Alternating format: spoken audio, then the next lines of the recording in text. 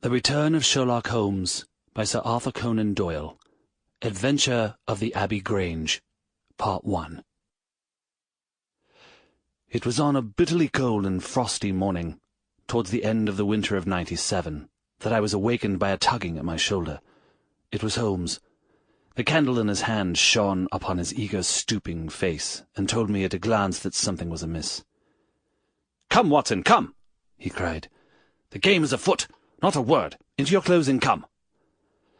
10 minutes later we were both in a cab, and rattling through the silent streets on our way to Charing Cross Station.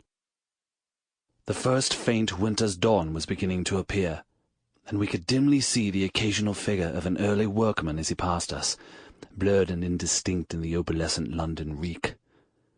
Holmes nestled in silence into his heavy coat, and I was glad to do the same, for the air was most bitter, and neither of us had broken our fast.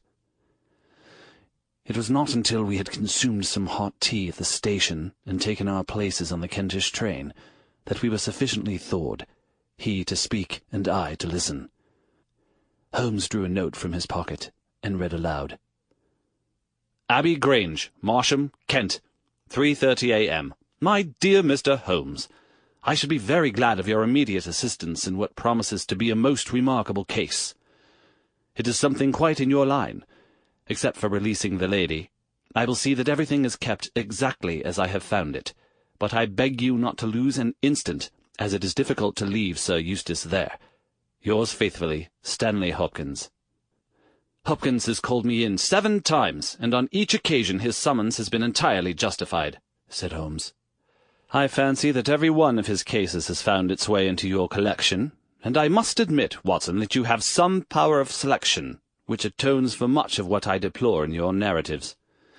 Your fatal habit of looking at everything from the point of view of a story, instead of as a scientific exercise, has ruined what might have been an instructive and even classical series of demonstrations. You slur over work of the utmost finesse and delicacy, in order to dwell upon sensational details, which may excite, but cannot possibly instruct the reader." "Why do you not do it yourself, then?" I said with some bitterness. "I will, my dear Watson, I will. At present I am, as you know, fairly busy, but I propose to devote my declining years to the composition of a textbook, which shall focus the whole art of detection into 1 volume. Our present research appears to be a case of murder." "You think Sir Eustace is dead, then?" "I should say so. Hopkins' writing shows considerable agitation, and he is not an emotional man. Yes, I gather there has been—" Sample complete. Ready to continue?